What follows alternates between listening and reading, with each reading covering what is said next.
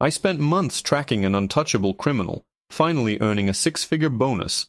But trying to deposit it got me arrested, and the officers had no idea what kind of federal firestorm they had just ignited.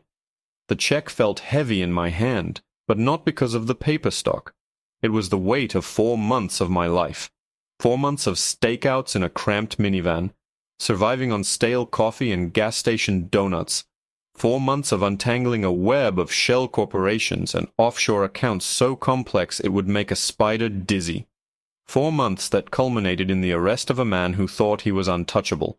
A white-collar criminal who had swindled retirees out of their life savings. This check, my bonus for closing the case, was more than just money. It was validation. It was the finish line.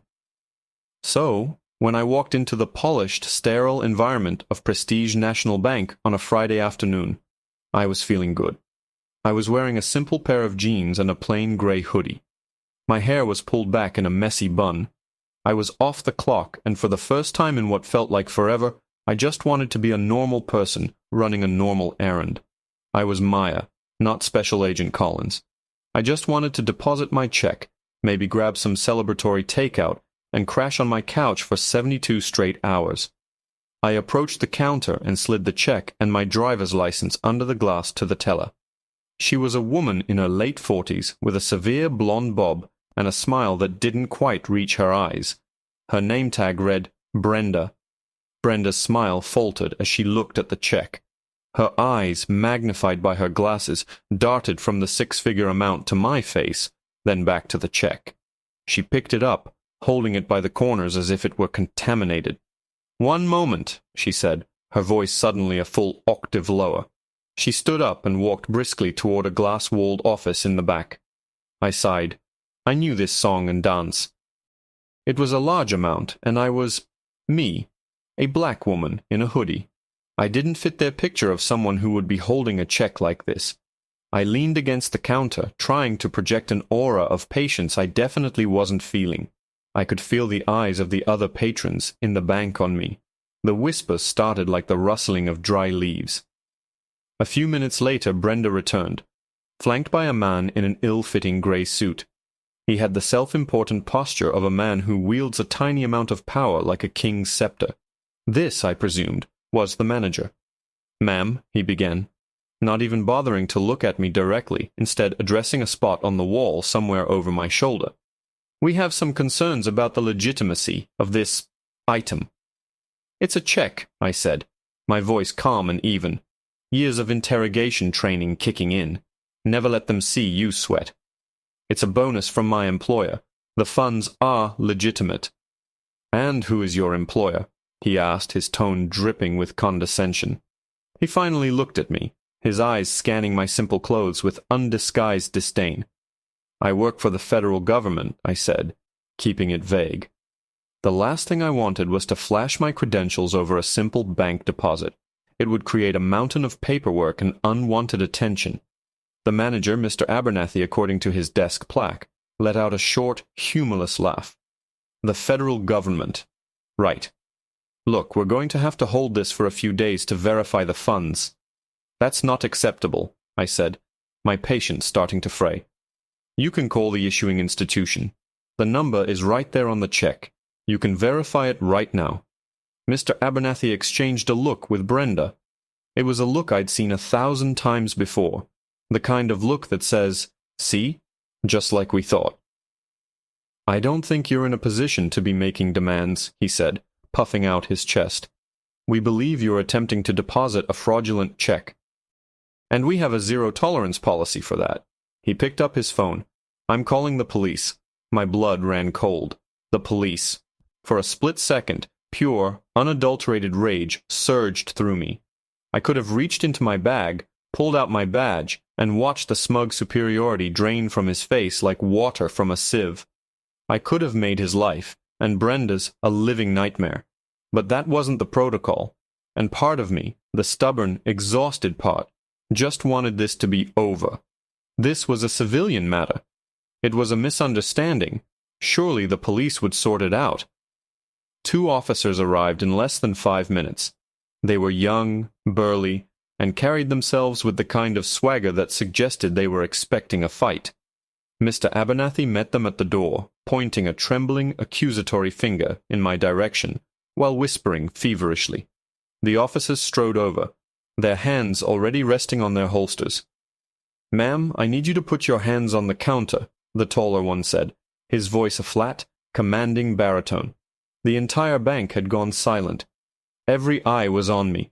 My face burned with a humiliation so intense it was almost physical. I was a federal agent, one of the best in my field at tracking financial fraud, and I was being treated like a common criminal for trying to deposit my own paycheck. I slowly placed my hands on the cool marble. I tried to explain, to tell them this was a misunderstanding, that they could just make a phone call, but they weren't listening. They were listening to the smug bank manager who was nodding along, a triumphant smirk playing on his lips. "You have the right to remain silent," the officer began to recite the Miranda rights, his voice echoing in the cavernous room. And then I felt it. The cold, unyielding bite of metal against my skin, followed by the single, deafening click of the handcuffs closing around my wrists. The walk out of the bank was the longest of my life. Every single person, from the security guard who wouldn't meet my eyes to the elderly woman clutching her purse tighter, stared. I wasn't a person anymore. I was a spectacle. A cautionary tale whispered between teller stations. The officers pushed me gently but firmly through the glass doors, the sunlight hitting my face feeling like an accusation. They put me in the back of the patrol car, the plastic seat hard and unforgiving. The door slammed shut with a deafening finality, sealing me in a world of plexiglass and shame. The officers, whose names I now saw were Miller and Davis, got in the front and drove off without a word to me. They chatted about their weekend plans, about a barbecue Davis was having. It was surreal. I was in their custody, accused of a felony, and they were debating the merits of potato salad versus coleslaw. I stayed silent. Every instinct screamed at me to identify myself, to end this nightmare. But something held me back. A cold, hard knot of fury in my gut.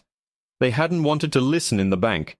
They had looked at me and seen a criminal, plain and simple. Fine. Let them. Let them dig this hole a little deeper. The precinct was exactly as you'd imagine. The smell of stale coffee, industrial cleaner, and human misery hung heavy in the air. I was processed like a piece of meat on a conveyor belt. My bag was inventoried, my hoodie strings were removed, and I was subjected to the grimy fingerprinting machine. Then came the mugshot. The flash was blinding. I stared into the camera, my face a mask of stone. I refused to give them the satisfaction of seeing me cry or rage. I would give them nothing. All through the process, Miller and Davis treated me with a bored, detached professionalism that was somehow more insulting than outright hostility. To them, I was just another number, another file to close before their shift ended. They finally led me to a small, gray interrogation room and shackled one of my cuffs to a metal loop on the table. The door closed, leaving me alone with the buzzing fluorescent light and the faint, angry shouts from somewhere down the hall. After what felt like an eternity, the door opened and a new face appeared. A detective, older and more worn out than the arresting officers. He was carrying a file, my file, and he dropped it on the table with a thud. "So," he said, pulling up a chair and leaning back with a sigh. His name tag read, Sergeant Peterson. "Check fraud. That's a serious offense. You're looking at real time for this. But you look like a smart girl. You cooperate. Tell us who you're working with, where you got the check, and maybe we can make a deal with the DA." I just looked at him. "I'm not a girl," I said, my voice low and steady. "And that check is my property, legally earned." Peterson chuckled, shaking his head. "Right. Earned from the federal government. That was a good one. Officer Miller told me. Let me give you some free advice. Adding impersonating a federal officer to your list of charges is not going to help your case." This was it. The moment I had been waiting for. The point of no return. "I'm not impersonating anyone," I said, looking him dead in the eye. "And per procedure, I'm entitled to one phone call." Peterson smirked. "Sure. Who you calling? Your high-powered lawyer? Your mama?" He gestured for Officer Miller, who had been lingering by the door, to come in with my phone. Miller unlocked the cuffs from the table, then held the phone out for me. "One call," Peterson repeated, leaning back in his chair, arms crossed, the picture of smug confidence. I ignored him. I didn't need my contacts list. I dialed the 11-digit number from memory. It rang twice before a crisp, no-nonsense voice answered on the other end. "Evans!" Sergeant Peterson was watching me, a bored expression on his face. Miller was already looking at his watch, ready to be done with this. "Director Evans, this is Special Agent Collins, badge number 7-34, I said, my voice clear and sharp, cutting through the stale air of the room. "I've been unlawfully detained at the downtown precinct by Officers Miller and Davis. I'm invoking Protocol 7 Delta. Your clock starts now." I hung up and held the phone out to Miller. There was a beat of silence. Peterson's smirk faltered. He leaned forward slightly. "What did you just say? Protocol what?" But it was Officer Davis, who had just poked his head into the room, whose face told the story. He had gone completely, deathly pale. His eyes were wide with a terror I had only ever seen on the faces of men who knew their entire world was about to come crashing down.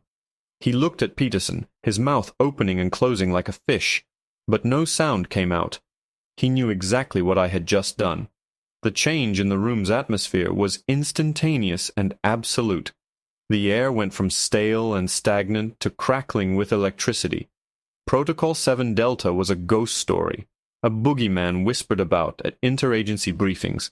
It was a rarely used extreme measures directive designed for situations where an agent's cover was compromised by local law enforcement, especially in a hostile or corrupt environment. Invoking it was like pulling the pin on a grenade. It set a hard, non-negotiable 90-minute clock for the director to secure my unconditional release, and it authorized a full-scale federal response if that deadline wasn't met. It was career-ending for anyone who stood in its way.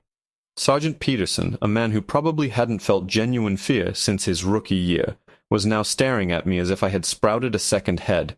You're FBI?" he stammered, the color draining from his face. "Special Agent Maya Collins, Financial Crimes Division," I said, my voice as cold and hard as the steel table. "And your department has just made a very, very big mistake." The panic that seized the precinct was a beautiful thing to behold. Peterson was on his phone, barking orders, his voice cracking. Miller looked like he was about to be sick. Davis was just gone, probably trying to find a hole to crawl into. Suddenly, the door to the interrogation room was flung open. Not by a cop, but by the precinct captain, a stout man with a perfectly manicured mustache who was practically sweating through his uniform. "Special Agent Collins," he said, his voice a frantic mix of apology and terror. He had my keys and my bag in his hands. He personally uncuffed me, handling my wrists as if they were made of priceless porcelain. "There has been a catastrophic misunderstanding, a clerical error of the highest magnitude. I am so sorry." I just stood there, rubbing my wrists and let him grovel. I didn't say a word. Silence, I found, is often more intimidating than any threat. The walk out of the precinct was a mirror image of my walk into it, only this time the spectacle was them, not me. Every officer I passed either stared at the floor or offered a mumbled, terrified apology. They parted from me like the Red Sea. In the lobby, I saw them. Mr. Abernathy and Brenda from the bank, looking small and bewildered, sitting on a bench. Abernathy's smugness had evaporated, replaced by the slack-jawed expression of a man who has just seen his entire professional life flash before his eyes. Brenda looked like she was on the verge of tears. She saw me and her mouth opened, but no words came out. I just gave her a long, hard look. A look that said, "Remember me. Remember my face the next time you decide someone doesn't belong." I walked past them without a word and pushed through the front doors into the late afternoon sun. Parked directly in front of the precinct, in a space clearly marked "No Parking," was a sleek black government sedan. Standing beside it was Director Evans. He was a tall, imposing man who radiated authority from every pore. He wasn't smiling. "Agent Collins," he said, his voice a low rumble. "Report. Unlawfully detained on a baseless charge of felony check fraud, Director." They processed me. I kept my voice flat, professional. The rage was still there, simmering just below the surface, but this wasn't the time or place for it. He nodded slowly, his eyes scanning the precinct building behind me with cold fury. Every officer involved will be subject to a federal investigation. The bank will be audited from top to bottom by a team from my office starting at 0800 Monday morning. Prestige National's federal charter is now under review. It was more than I could have asked for. It was a reckoning. He opened the passenger door for me. As I slid into the leather seat, I finally allowed myself to exhale. The weight that had been pressing on my chest for hours finally lifted. It wasn't just about the check anymore. It was about the hoodie, the messy bun, the color of my skin. It was about the 1,000 tiny cuts of being judged and dismissed before I ever opened my mouth. Today, the system they had used against me was going to be the very thing that held them accountable. As we drove away, leaving the chaos of the precinct in our wake, Director Evans glanced over at me. "That bonus check, Collins. You earned it. We'll have it direct deposited into your account by the end of the day." He paused. "And the next time you want to celebrate closing a big case, the first round is on the bureau."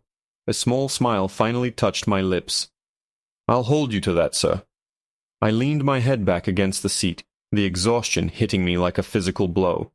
The fight was over. I had won. And tomorrow, I'd get back to work.